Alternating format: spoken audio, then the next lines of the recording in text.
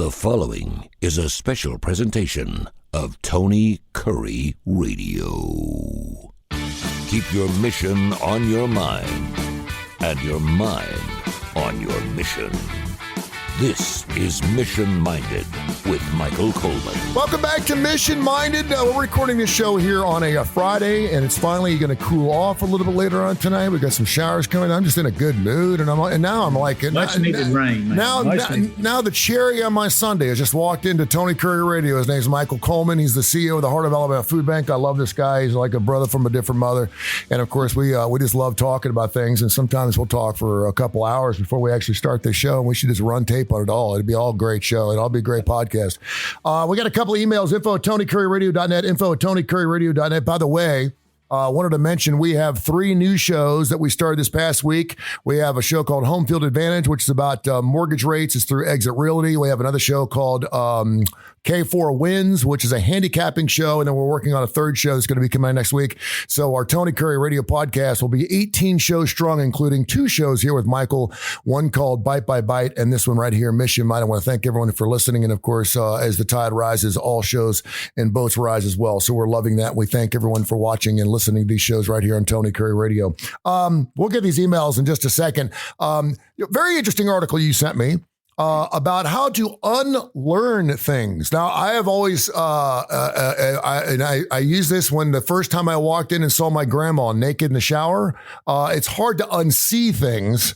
I was 16, she was 80 something, and I was like, oh my gosh. And I'll never get that picture out of my head. All sorts of comments and jokes going through my head. I'm going to leave that alone for now. Exactly. So it's hard to unsee things, but how is it harder or more dense to unlearn things?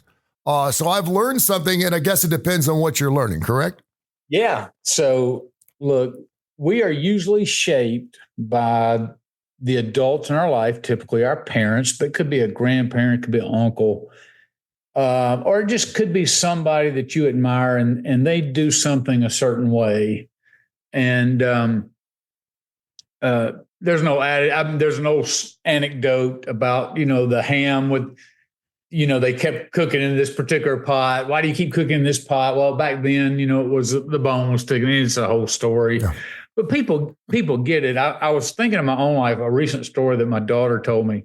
So my wife has, let's just say that she has some germ issues, a little OCD. Okay. All right.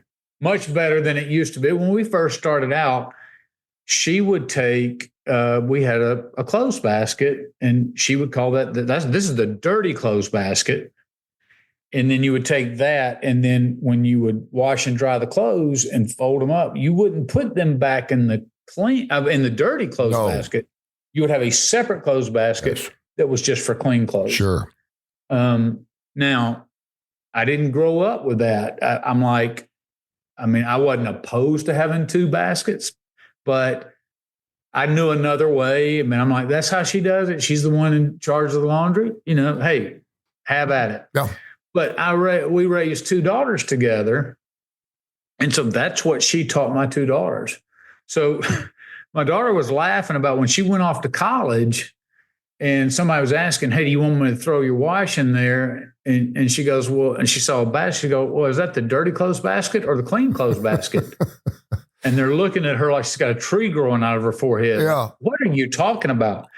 And she said it was one of the first times that she recognized, we learn things inside of a family dynamic that seems makes perfect sense. You understand your parents explained it to you, and you just think, we just naturally assume that that's how everybody does it. So you go out and then you get exposed to something and you're like, oh, well, now something as mild as that. I don't know if my daughters have carried that on in their own families and have 2 clothes baskets or not, but we all face those different kind of dynamics, and there's always a beginning point. So you may go into your career field and you may go to work there, and your first 5 years, this is how you did it. I will use this in the military.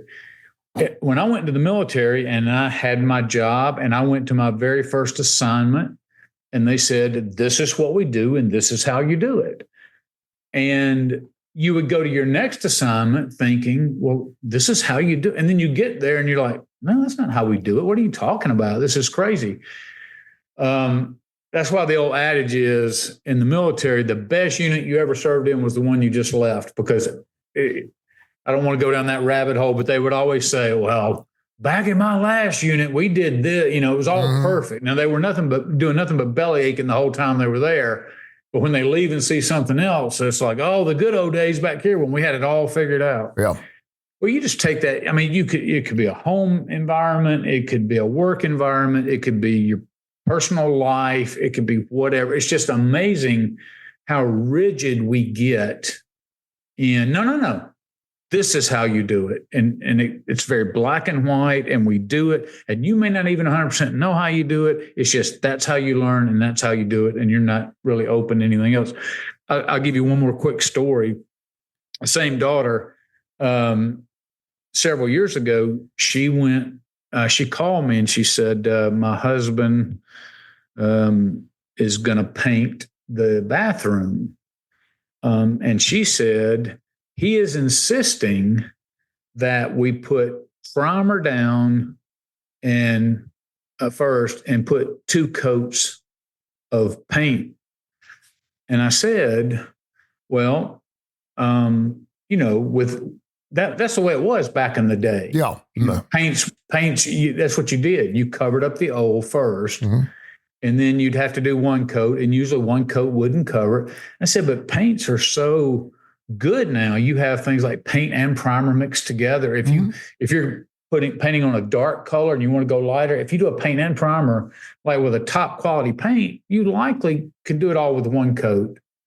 Maybe some touch up with a second coat. She goes, well, that's what I thought. But she could not connect with her husband. He's like, no. Because his father had taught him, this is how you paint a room. And so he went through that bathroom 3 times applying paint, not because it needed it, but he was just stuck in that. Mm-hmm. And you see it time and time again where we get stuck. And the reality is, we have to be able to, at some point, unlearn things, or at least be open to saying, look, I've looked at this is the way I've always done it. But at least, now, again, some of the things you do around the house are your personal habits, hygiene habits, it's all personal preference, but sometimes that mindset of not being open to change and what that looks like can interfere. You could kind of see that generationally when computers came about. Mm-hmm. Now, I'm 58. When my first computer I got at home was in 94. I was already an adult, so it's not one like a kid grew up with smartphones or all that. And yeah, there's been times when new stuff is coming out and adjustments, but you have to force yourself into it and learn it just because it's a part of doing business. But you saw so many people, and I still visit nonprofits, businesses, and things like that, and you see people who, no, we've always done it by paper. I know how to do it this way, and I'm going to stay right here. And they aren't willing to really count the cost of how much more efficient. We distributed over 2 million more pounds this year simply because we automated our inventory, and we weren't wasting near as much time with people looking for things. And also our productivity really, really shot up. But the problem is so many people are looking at that like, well, this is what I've learned. How do you unlearn something? Yeah. And just going through that process and almost deprogramming yourself. So I would say, let's pick something crazy. Let's say, some people like normal people, put cereal in the bowl and then pour milk. Mm-hmm. But there's the wackos out there. I don't want to say they need to be admitted into the hospital and locked down for 72 hours. But there's some weirdos out there that put milk in first and then put their cereal in. Yeah. That's all. That has no significance.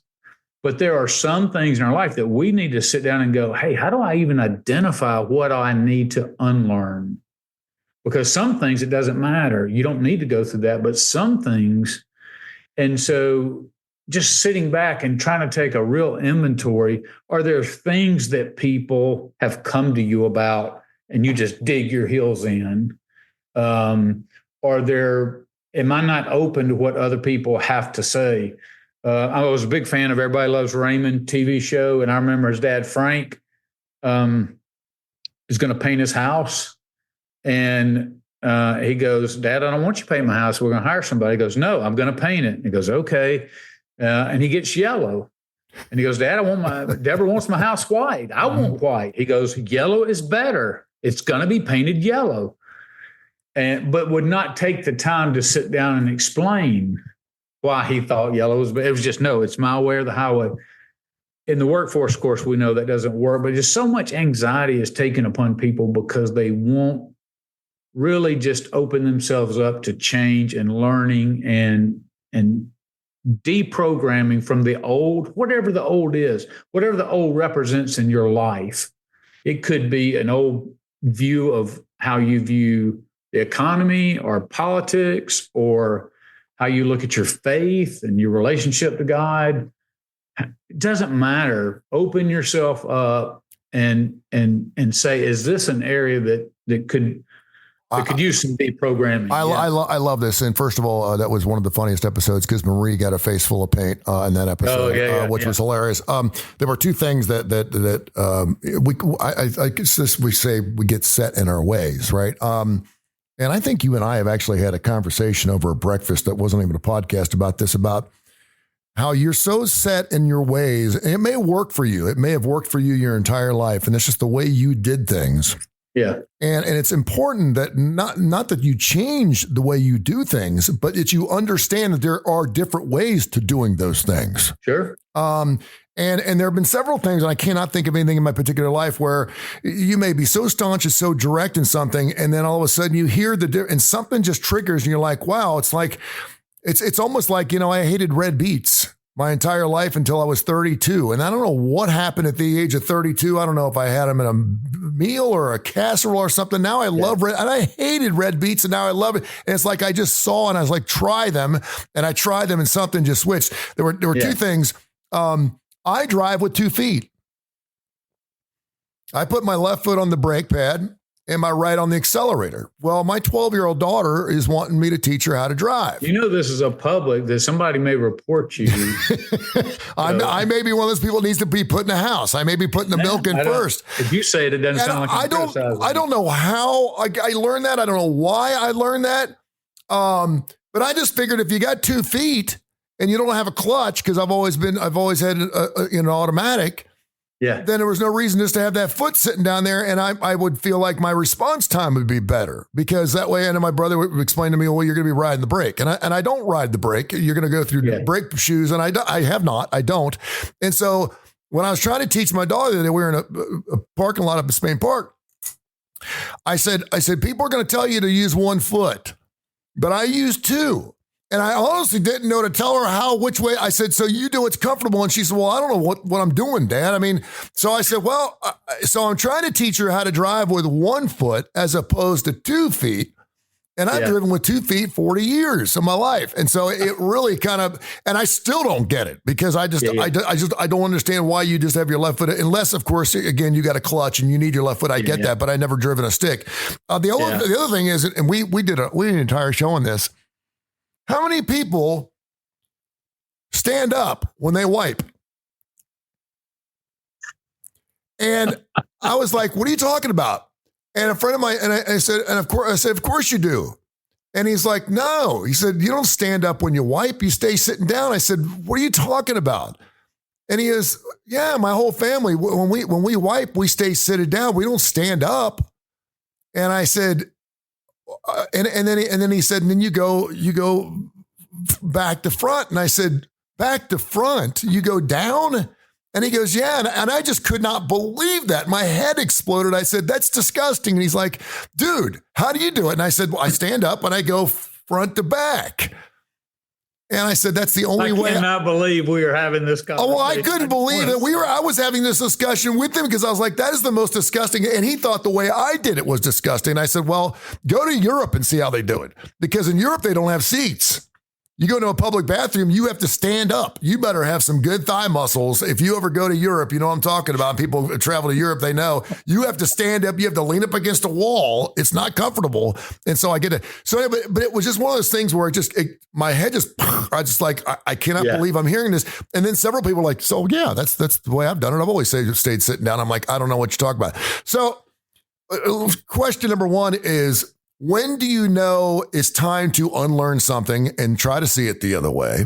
Because if it's worked really well, and you mentioned this, the one thing I think is really interesting, I went down to this Catholic Alpha store where they sell Catholic, they sell the Shaws and the cassocks, and they sell all the things for Catholic weddings and masses and baptisms, and you can buy the bread there and all, and the chalices and all that stuff. And then there's tons of necklaces and rosaries and stuff. And I ordered a couple of boxes of altar bread.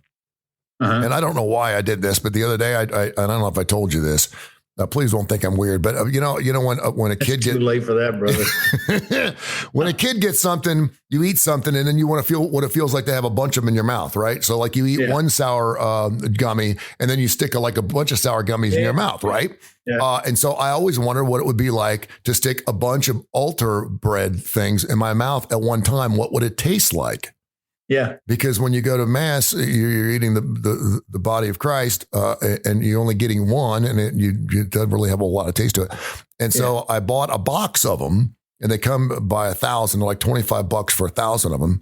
And now I can't stop eating the doggone things. They come in sleeves, and I'm sitting there just peeling off 5 or 16 of them and sticking in my mouth, and I just sit there and suck on them, and it's helping me from not dipping and stuff like that. So I got like a $50 a week addiction problem with altar bread now. And whenever I eat one of these pieces of bread, I think about Jesus. So I'm thinking I'm probably doing something pretty good. And some people may think that's kind of strange. So first of all, this guy's looking at me going, this is not weird at all. I used to give my children peanut butter and jelly wafers.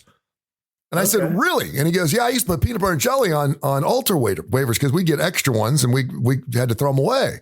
And so I'd make snacks for him. I said, really, that's really interesting. He said, so you're not as crazy as you think. He said, but there's no one else that comes in here every single week and gets 2 boxes of things. and I said, okay, so that's kind of weird. But anyway, long story short, he just got a computer at the front desk to how to put inventory in, and it does all his inventory for him. So he used to have to go in the back at the end of each month and go count the boxes, and it would take him in like 3 days. And he's like, it was crazy until I realized that now I print it in here and it prints it off and it tells me, I just look at it and go, oh, I need to order this, or it lets him know when he needs to order boxes. And he just couldn't believe it. And then this guy's like my age. And I was like, wow, I mean, this is so 90s. It's unbelievable. So he had to unlearn that. And he used to actually run a tab. He's like, you want me to put that on a tab for you? And I'm like, what are you, living in Mayberry? I said, can you do that? I said, do you still gas up and pay for it later? I said, how do you do that? He goes, well, I got several people here that owe me some money because they just can't pay me when they come in here and buy. And I'm like, it's like, I've never heard of that. So how do you unlearn those things? And how do you know it's time to unlearn those things? Yeah. So I will use this example. I refer back to a doctor who was talking to people about making changes. And this was years ago. And he said, if you need to make if you are altering your life in any way, or it's affecting your life in any way, then that's an indication that you might need to look for a change. Okay. So like if you're like, no, I do this. Let's say, no, I won't get on an elevator. I'm going to use an extreme example. Listen, no, I take the stairs. Well, you get transferred to the 35th floor. You're like, well, now I need to take the elevator. You know, I mean, that's a silly example, but no, it's a great example because I'm claustrophobic, and my mom made me work at a hospital that was 18 floors high just so I get over that fear, and I still have a fear of it. Yeah. And so you're like, well, if you worked on the 2nd floor, that doesn't affect your life. You can continue to take the stairs, or if you drive certain routes, just I mean, there's so many things in our life that we just get so, no, this is the way to work. This is the way I do it. This is when I eat lunch. This is when I eat dinner. Whatever it is, it doesn't matter. But when it begins to affect you negatively, but you dig in, even though you're being affected negatively, that's a good sign that you need to be open to some changes.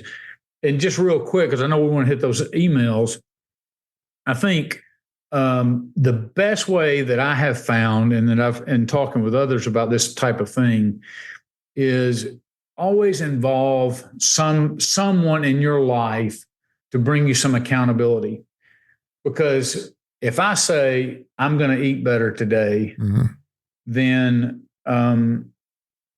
when I go eat and I don't hold to that, nobody knows that. It's just this internal messaging and wrestling I have.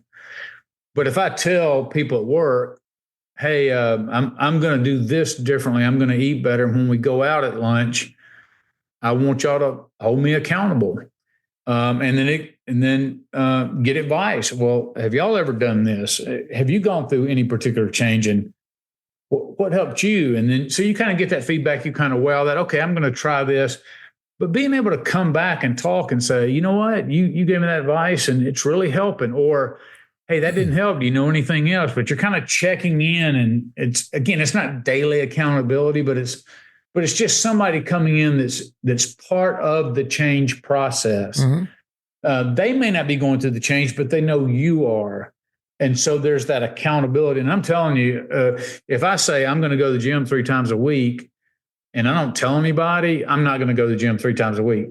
But if I have a buddy that I said, hey, I need you to meet me every morning at the gym at 5 o'clock, and I know he's going to be there 3 times a week, it's going to force me out of bed. So that principle is really true of anything that we're doing. So, I just want to encourage people. Look, it's a common thing. We all need to make adjustments in our life. We all kind of get stuck in things. Sometimes it's not a big deal, but sometimes it can really affect our lives or affect others in our lives.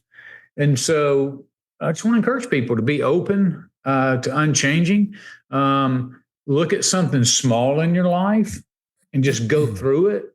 Don't take the biggest challenge in your life. Take something small. Make some sort of adjustment. Maybe go a different route, eat a different meal, try some food you never had. Something that just opens up your processes and your thinking to something fresh in your life. And I think you benefit from it. And always go front to back. There's no reason to go back to front. Just don't do that. Always go front to back. I don't care what you say. It's interesting because we get an email here from Bill in Wetumpka that goes along with this. What I think is amazing to me, and I know this drives political people crazy, is when someone has been a Republican their whole life and then they change to Democrat. Or they've been a Democrat their whole life and they changed to Republican. It drives people crazy. My dad was born, raised Republican. He voted straight Republican on everything, even if he didn't like the people. My father was the same. I voted Republican and Democrat. I've gone back and forth the last 4 elections. And some people look at me like, and I have to look at the person and go, listen, and it's not about, for me, it's like, were you better off than you were 4 years ago? Well, if that was true, I got fired under Donald Trump, the first time I ever got fired my entire life. Doesn't mean I think he's a lousy president. It doesn't mean I like him either.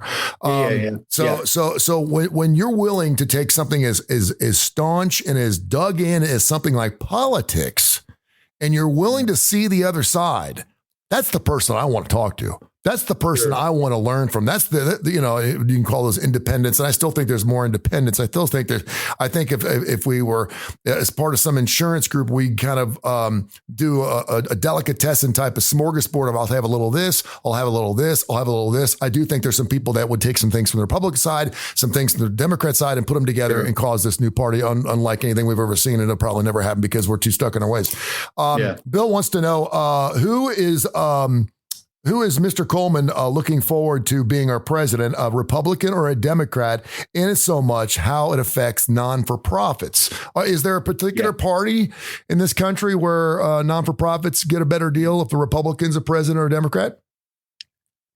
So I can point to both sides of the aisle, good and bad in that. so I don't think it's straight down the party. I will tell you something very interesting, or that I find interesting, because when I'm looking out over the landscape of food banking, and of course that's the field I am. So let's use that as an example of nonprofit. Right now the Farm Bill, and we've talked about that on the Bite. The Farm Bill was due a year ago, and when it's passed once every 5 years. Well, it was supposed to be passed the year before election. It didn't get done because of normal stalemate in Congress.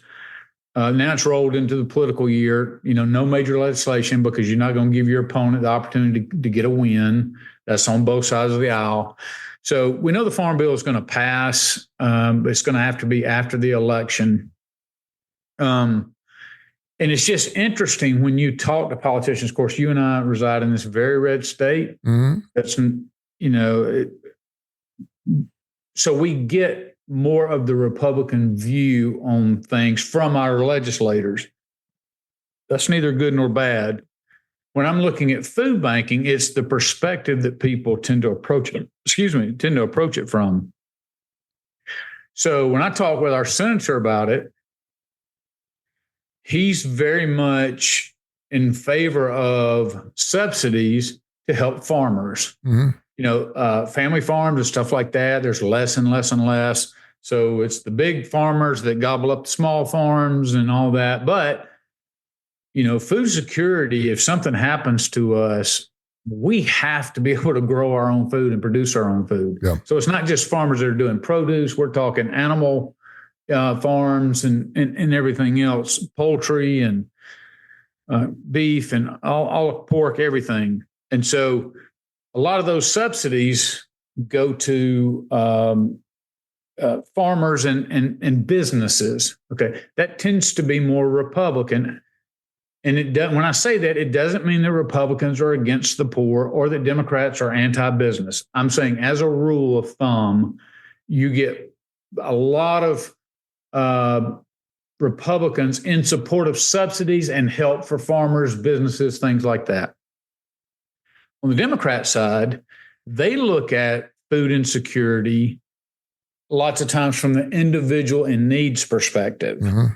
So they're looking at how do we help the individuals in need, which are increasing SNAP benefits or, SNAP food stamps, increasing WIC the programmatic side of funding that. The truth of the matter is we need both of those. Yeah. The more of the SNAP, because right now across Alabama, there are over 700,000 food insecure. Just in our area that we cover, 256,000. So I want farmers to be helped, but it's just funny how politicians look at it. When you talk to a Republican, they're like, yeah, there's too many giveaways, there's corruption in the system, whatever. Then you look at people like that are increased government, like in SNAP and things like that, and they're like, oh, well, you can give farmers welfare, but you can't give people welfare, So it goes back and forth. And I said all that to say it's never just a clear, from a nonprofit perspective, Republicans are better or Democrats are better. The truth of the matter is what tends to help nonprofits the most is a good economy. Mm-hmm. And good stock market, because your biggest donors typically are going to be those who are in your 50s, 60s, 70s, have more disposable income, 80s. Their retirement accounts have increased. So they've got mandatory withdrawals. They've just got more to give, more disposable income when those things are working. When the economy's bad and you have fear, regardless if, I've seen Republicans go through recessions. I've seen Democrats go through recessions. When that's happening, people get scared. They tend to get tighter with money. And so they have to make decisions about cutting things out of their life. And so they look at a nonprofit like, well, normally and I will tell you this, a grocer told me last year he gave us $25,000. This year he gave us $10,000. And he explained, hey, I don't love the food bank any less. Yeah. But I just don't have it to give. Yeah. And I totally understand. And that was because of the inflation demands on food banking, and people are looking for secondary resources, not buying as much. So therefore he doesn't have as much money to give. So that's not going to answer Bill's question, probably how he preferred, which is, hey, just tell me what's better, Democrat or Republican. From my perspective, there's good and bad on both.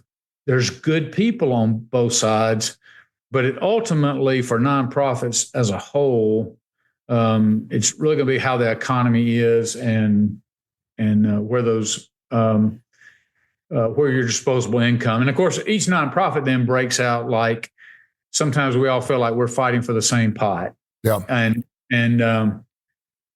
so everybody's making their best case. Like, I get it. Crisis pregnancy is important, and those nonprofits need funding, and food insecurity is important. We need funding. So it's not that we portray ourselves better than others. We just make an appeal to the public and try to win their hearts over. And then every donor has to decide what is close to their hearts and what matters to them. Keep sending those emails, info@TonyCurryRadio.net, info@TonyCurryRadio.net. We have an email we'll get to next week about the summer food benefits. I know a lot of people are happy that school started again because now their kids get to eat. How is it affecting your family? We'll talk about that next week here. Mission Minded, keep your mind, your mission your mind. Coming up here on our same network of stations, you're going to be listening for Bite by Bite. Fantastic show. It's specific about the Heart of Alabama Food Bank. We'll get into that. And of course, you can hear all of our shows, all 17 or 18 of them now, wherever you get your favorite podcast. Tony Curry Radio Podcast, Audio Boom, Spotify, you name it, we're everywhere right here on Tony Curry Radio. Thank you, partner. We'll catch up next week. Hey, congrats on the new shows. Thank you, man. Appreciate you. This has been a special presentation of Tony Curry Radio.